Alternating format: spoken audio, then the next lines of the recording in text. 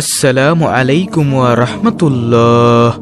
দর্শক, কে না চায় আল্লাহ মহানের কাছে তার দোয়াটি কবুল হোক। একজন মুমিন মুসলমানের জীবনে মহান আল্লাহর দরবারে দোয়া প্রার্থনা এবং আকুতি মিনতি অতি গুরুত্বপূর্ণ একটি বিষয়।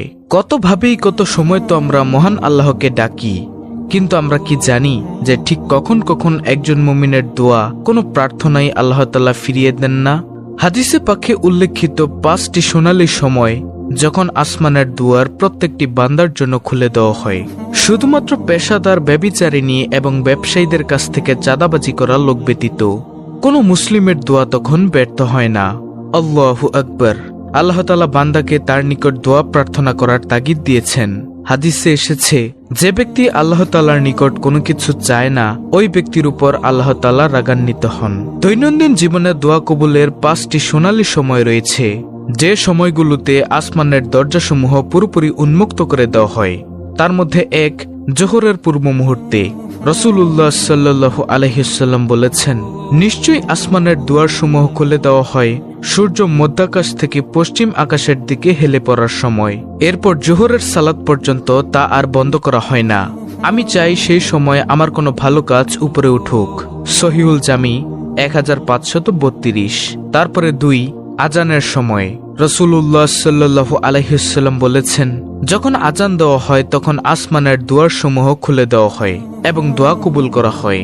সহিহুত তারগিব 260। 3, এক নামাজের পর অন্য নামাজের জন্য অপেক্ষার সময় রাসূলুল্লাহ সাল্লাল্লাহু আলাইহি ওয়াসাল্লাম বলেছেন, তোমরা এই মর্মে শুভ সংবাদ গ্রহণ করো যে তোমাদের রব আসমানের দরজাসমূহ খুলে দিয়েছেন এবং তোমাদের নিয়ে ফেরেশতাদের সাথে গর্ব করে বলছেন, আমার বান্দাগণ আমার আরোপিত এক ফরজ নামাজের আদায়ের পর আরেক ফরজ নামাজের জন্য অপেক্ষা করছে।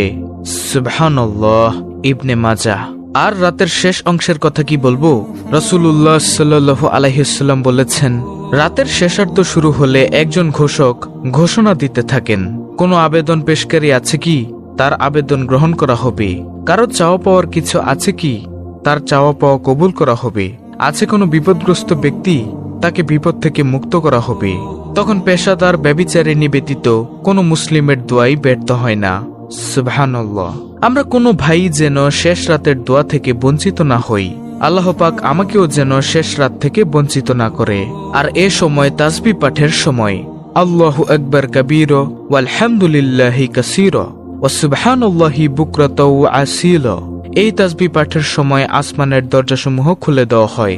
হযরত আব্দুল্লাহ ইবনে উমর রাদিয়াল্লাহু তাআলা আনহু বর্ণনা করেন, একদিন আমরা প্রিয় নবী সাল্লাল্লাহু আলাইহি ওয়াসাল্লামের সঙ্গে নামাজ পড়ছিলাম। ওই সময় লোকদের মধ্য থেকে এক লোক বলে উঠল, আল্লাহু আকবার কাবীরা ওয়ালহামদুলিল্লাহি কাসীরা ওয়া সুবহানাল্লাহি বুকরাতাও ওয়া আসীলা। অর্থাৎ, আল্লাহ মহান, অতি মহান। আল্লাহ তাআলার জন্য অনেক অনেক প্রশংসা এবং সকাল সন্ধ্যা আমি আল্লাহ তাআলার পবিত্রতা বর্ণনা করছি। সুবহানাল্লাহ। কত সুন্দর গুণগাহী একটি দোয়া। প্রিয় নবী রাসূল সাল্লাল্লাহু আলাইহি ওয়াসাল্লাম নামাজ শেষ করে বললেন, এই কথাগুলো অর্থাৎ এই তাসবিহগুলো কে বলেছে? উপস্থিত লোকদের মধ্যে একজন বলল, হে আল্লাহর রাসূল, আমি বলেছি। প্রিয় নবী সাল্লাল্লাহু আলাইহি ওয়াসাল্লাম বললেন, এ দোয়ায় আমি খুব আশ্চর্যান্বিত হয়েছি। এ বাক্যগুলোর জন্য আসমানের দরজাগুলো খুলে দেওয়া হয়েছে। হযরত আব্দুল্লাহ ইবনে উমর রাদিয়াল্লাহু তাআলা আনহু বলেন, রাসূলুল্লাহ সাল্লাল্লাহু আলাইহি ওয়াসাল্লামের কাছে এই কথা শোনার পর থেকে এই তাসবিহগুলো পাঠ করা আমি কখনো পরিহার করিনি। সুবহানাল্লাহ। প্রিয় দর্শক, আশা করি বুঝতে পেরেছেন 5টি সোনালী সময় কখন। নম্বর 1, জোহরের পূর্ব মুহূর্তে। 2, আজানের সময়। 3, এক নামাজের পর অন্য নামাজের জন্য অপেক্ষার সময়। 4, শেষ রাতে। 5, এই তাসবিহগুলো পাঠের সময়, অর্থাৎ আল্লাহু আকবার কাবীরা ওয়ালহামদুলিল্লাহি কাসীরা ওয়া সুবহানাল্লাহি বুকরাতাও ওয়া আসীলা। আল্লাহ তাআলা মুসলিম উম্মাহকে দোয়া কবুলের জন্য আসমানের দরজা খুলে দেওয়ার গুরুত্বপূর্ণ 5টি সোনালী সময়ের হাদিসের নির্দেশিত পন্থায় দুনিয়া ও পরকালের কল্যাণে দোয়া করার তৌফিক দান করুন। আমিন।